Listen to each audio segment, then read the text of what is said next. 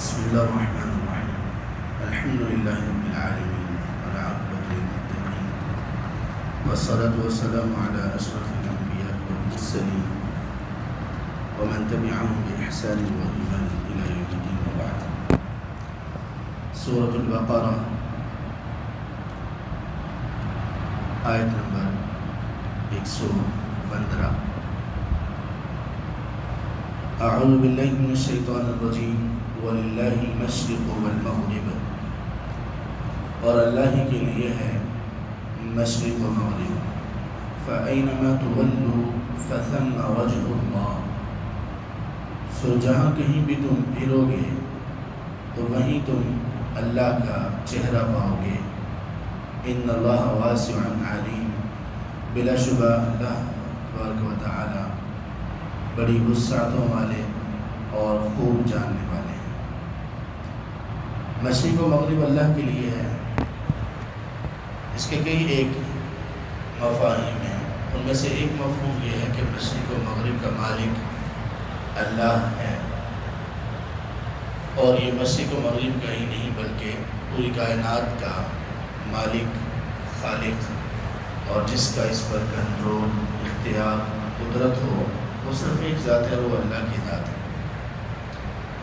اور اسی طرح اس کا دوسرا مفہوم جس کے لیے یہ آیت نازل ہوئی ایک فقہی مسئلہ بھی ہے.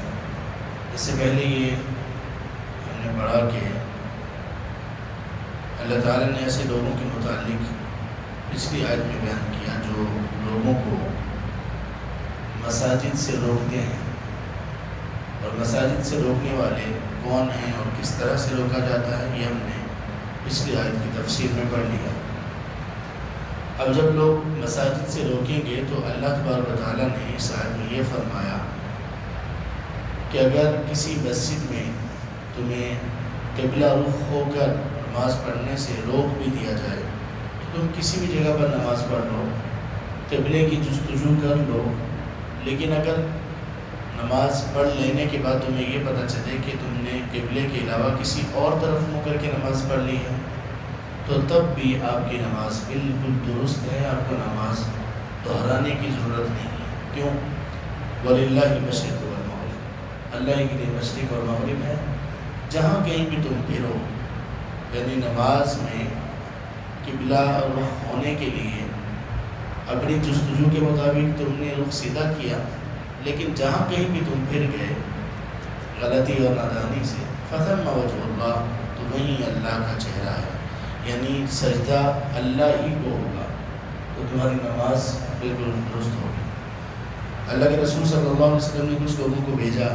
ایک سے زیادہ یہ واقعات ہیں کہ انہوں نے کہا کہ ہم نے اپنی طرف سے جستجو اور کوشش کے بعد ایک طرف رخ کر کے نماز پڑھ لی. بادل تھے، پھر اس کے بعد بادل چھٹ گئے نماز کے بعد، تو ہم نے دیکھا کہ ہم نے قبلہ کے علاوہ کسی اور ڈائریکشن میں نماز پڑھ لی. تو آپ صلی اللہ علیہ وسلم نے ان کی نماز کو برقرار رکھا اور پھر یہ آیت پڑھی. یہ آیت ایسے ہی لوگوں کے متعلق ہے. آپ صلی اللہ علیہ وسلم کا یہ معمول تھا کہ آپ سواری پر نماز پڑھ لیا کرتے تھے، لیکن آپ نے کبھی بھی سواری پر فرض نماز نہیں پڑھی. یہ مخالفت ہے اللہ کے رسول صلی اللہ علیہ وسلم. اگر کوئی شخص سواری پر فرض نماز پڑھتا ہے، ہاں البتہ سواری پر نفل نماز پڑھ لیا کرتے تھے، اور اس کا طریقہ یہ اختیار کرتے کہ نفل نماز شروع کرنے سے پہلے سواری کو قبلہ رخ کر لیتے اور پھر نماز شروع کر دیتے. اس کے بعد سواری کا رخ جدھر بھی ہو جاتا آپ نماز پڑھتے رہتے. ایسی صورتحال کے لیے بھی یہی آیت ہے کہ قبلہ رخ منہ کر کے اپنی نماز شروع کی، اس کے بعد اگر قبلہ آپ کا ادھر ادھر ہو گیا، قبلہ چینج ہو گیا، تو تب بھی آپ پر کوئی گناہ نہیں ہے. سواری پر نماز پڑھنے کے لیے فرض پڑھنے کی کچھ صورتیں ہیں جن میں سواری پر فرض پڑھنا جائز ہے. پہلی صورت یہ ہے کہ آپ مثال کے طور پر عصر کی نماز کا وقت ہے اور آپ سواری پر ہیں، اور آپ کو یہ یقین ہے کہ سواری اپنی جگہ پر منزل پر پہنچ نہیں پائے گی عصر کا وقت ختم ہونے سے پہلے. اور آپ کو یہ بھی یقین ہے کہ میں سواری سے اتر نہیں سکتا ہوں. جیسے آپ جہاز میں سفر کر رہے ہیں، جہاز پر جیسے آپ سفر کر رہے ہوں، آپ نے یہاں سے ظہر کی نماز پڑھنے کے بعد فلائٹ لی، فلائٹ کا ٹائم تھا، آپ ایئرپورٹ گئے اور آپ کو معلوم ہے کہ مجھے کراچی جانا ہے اور وہاں پہنچتے ہوئے مغرب ہو جائے گی. تو تب اس صورت میں ضروری ہے کہ آپ سواری پر ہی، پلین پر ہی، جہاز پر ہی نماز پڑھیں، جیسے بھی پڑھیں. ہر صورت آپ نے وہی پڑھیں. جتنا آپ جو ارکان آپ نماز کے اپنے اصل طریقے کے مطابق کر سکتے ہیں ادا، ان کو اصل طریقے کے مطابق ادا کیجیے. یعنی کھڑے ہو جائیے، اپنی سیٹ کے سامنے ہی کھڑے ہو جائیے، اور رکوع اور سجدہ نہیں کر سکتے تو وہ بیٹھ کر کر لیجیے. لیکن نماز آپ کو وقت ختم ہونے سے پہلے پڑھنی ہے. اسی طرح آپ اگر ٹرین میں ہیں، ٹرین میں نماز، فرض نماز ٹرین پر نہیں پڑھنی چاہیے. اس کے لیے ایک طریقہ ایسا ہے، اور وہ سنت ہے جو لوگوں کے علم میں نہیں ہوتا، اور لوگ اس کی وجہ سے خاصی مشقت میں پڑ جاتے ہیں. وہ طریقہ کیا ہے؟ مسافر کے لیے اللہ تعالیٰ نے 2 سہولتیں دی ہیں. ایک ہے نماز کو قصر کرنا، اور دوسرا ہے نمازوں کو جمع کرنا. ہمارے بہت سارے بھائی جو نماز پڑھنے والے ہیں، وہ نمازوں کو جمع کرنے والی آپشن، رخصت جو اللہ نے دی ہے وہ لیتے ہی نہیں. اس کی وجہ سے پھر کیا ہوتا ہے، وہ نماز کو اپنے وقت پر ادا کرنے کی کوشش کرتے ہیں.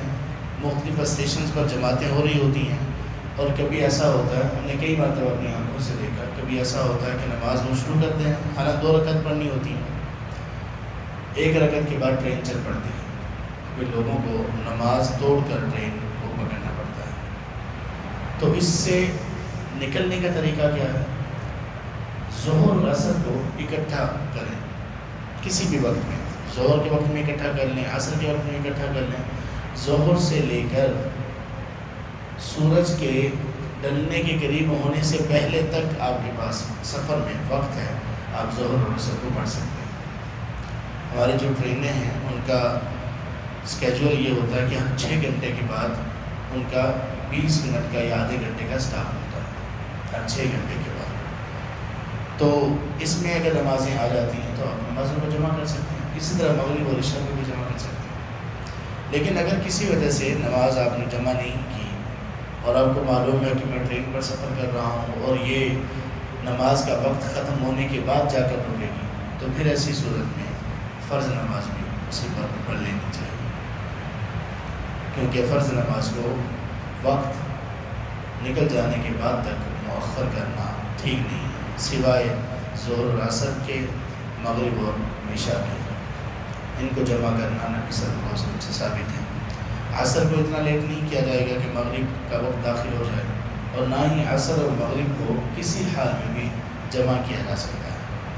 اسی طرح عشاء کو اتنا لیٹ نہیں کیا جائے گا کہ فجر کا وقت داخل ہو جائے، اور نہ ہی فجر اور عشاء کو کسی بھی صورت میں جمع کیا جا سکتا ہے. اسی طرح فجر کو اتنا لیٹ نہیں کیا جائے گا کہ سورج طلوع ہو جائے، اور نہ ہی فجر اور ظہر کو جمع کیا جا سکتا ہے. تو اللہ تعالیٰ نے فرمایا کہ بلا شبہ اللہ تعالیٰ بڑی وسعتوں والے اور علم رکھنے والے. یعنی یہ مشرق اور مغرب جو قبلہ کا رخ جو متعین کیا گیا، یہ ایک طریقہ کار ہے. اللہ تو یہ زمین ایک چھوٹی سی ہے، اللہ تو بڑی وسعتوں والے ہیں. کائنات اللہ تعالیٰ کی بڑی وسیع ہے، اور یہ ساری وسعتیں اللہ کی پیدا کرتا ہے. اللہ جس قدر چاہیں، جس کو چاہیں وسیع کر دیں. اور پھر یہ کائنات اتنی وسیع ہے اور ہوتی چلی جا رہی ہے، وسعت اس میں آتی چلی جا رہی ہے.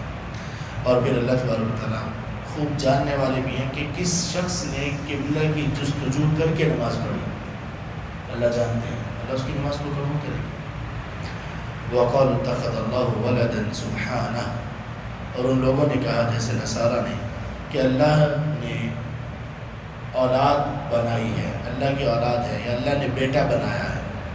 سبحانہ، اللہ تو ان چیزوں سے پاک ہے. انسانوں کے لیے اولاد کا ہونا، بیٹے کا ہونا، بیٹی کا ہونا، یہ خوبی ہے.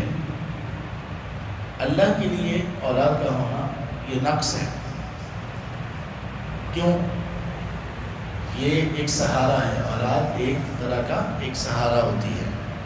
انسان اس کے لیے مجبور ہوتا ہے، کئی جگہ پر انسان اس کے لیے محنت کرتا ہے، مشقت کرتا ہے، اپنی اولاد کی محبت میں کبھی مجبور ہو جاتا ہے۔ یہ سب چیزیں انسان کے ساتھ ہیں اور نقص ہے۔ اللہ تبارک و تعالیٰ ان چیزوں سے پاک ہے، اس لیے اللہ جب ایسی کسی چیز کی نفی اپنی ذات سے کرتے ہیں تو اس کے بعد کہتے ہیں سبحانہ، اللہ پاک ہے، یعنی اللہ ایسے تمام نقائص اور عیوب سے پاک ہے۔ بل لہ ما فی السماوات والارض، بلکہ اسی کے لیے جو کچھ آسمانوں میں ہے اور جو کچھ زمین میں ہے۔ کل لہ قانتون، ہر چیز اس اللہ کی فرما بردار ہے، یعنی اللہ کو بیٹا بنانے کی، اللہ کو اولاد کی کیا ضرورت ہے جبکہ ہر چیز ہے ہی اللہ کی۔ بیٹا تو بیٹیاں اس لیے بھی ہوتے ہیں نا کہ وراثت انسان کی تقسیم ہوتی رہے، وراثت کسی اور طرف نہ چلی جائے۔ تو اللہ کہتے ہیں کہ آسمان و زمین کا سب کچھ ہے ہی اللہ کا، اللہ کو کیا ضرورت ہے اولاد بنانے کی، یا کیا ضرورت ہے اللہ کو کسی کی مدد لینے کی، وہ اولاد کی صورت میں ہو یا کوئی بھی صورت ہو۔ کل اللہ قانتون، ہر چیز اللہ کی فرما بردار ہے۔ یہ فرما برداری دو طرح سے ہے، ایک کہتے ہیں ایک فرما برداری سے مراد ہے شرعی فرما برداری اور ایک ہے کونی فرما برداری۔ شرعی فرما برداری میں تو انسان باقی تمام مخلوقات تو اللہ تعالیٰ کی شرعی فرما برداری میں بھی ہے، اللہ کو سجدہ کرتی ہے ہر چیز۔ انسان شرعی فرما برداری میں نہیں ہے لیکن کونی فرما برداری میں ہے۔ کونی فرما برداری کا مطلب یہ ہے کہ اللہ تعالیٰ نے انسان کو جیسا پیدا کیا، جس رنگت میں پیدا کیا، جس قد و کاٹ میں پیدا کیا، جس کاسٹ اور زبان میں پیدا کیا، جتنی اس کی عمر رکھی، انسان ان چیزوں میں کوئی اختیار نہیں رکھتا، وہ ہر طرح سے اللہ کا فرما بردار ہے۔ ان چیزوں میں کسی کا کوئی اختیار نہیں، دکھ درد خوشی غم وغیرہ کسی کا کوئی اختیار اس طرح سے نہیں ہے کہ وہ اپنے آپ کو وہ پورا کامل قدرت رکھتا ہو کہ وہ اپنے آپ کو فائدہ پہنچائے یا نقصان کو دور کرے، سب چیزیں اللہ کی طرف سے۔ تو انسان اس میں اللہ کی فرما برداری کر رہے ہیں، کیوں؟ اس لیے کہ ان کے پاس نافرمانی کی آپشن ہی نہیں ہے ان صورتوں میں، اور اللہ نے جن صورتوں میں نافرمانی کا اس کو اختیار دیا ہے اس میں انسان نافرمانی کر رہے ہیں۔ جیسے ہمارا اختیار ہے نماز پڑھنا نہ پڑھنا، روزہ رکھنا نہ رکھنا، اچھائی کرنا نہ کرنا، برائی سے رکنا نہ رکنا وغیرہ، اور اسی اختیار کے استعمال، صحیح استعمال پر اجر ہے اور غلط استعمال پر گناہ اور سزا ہے۔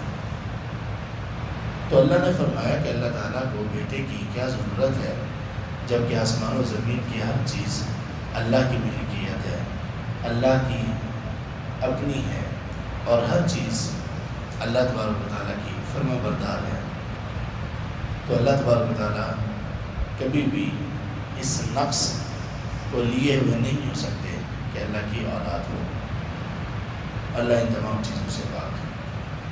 اللہ تبارک و تعالیٰ ہمیں قرآن کو سمجھنے کی اور اس کے مطابق زندگی گزارنے کی توفیق سے آمین یا رب العالمین۔ سبحانک اللہم و بحمدک، اشہد ان لا الہ الا انت، استغفرک و اتوب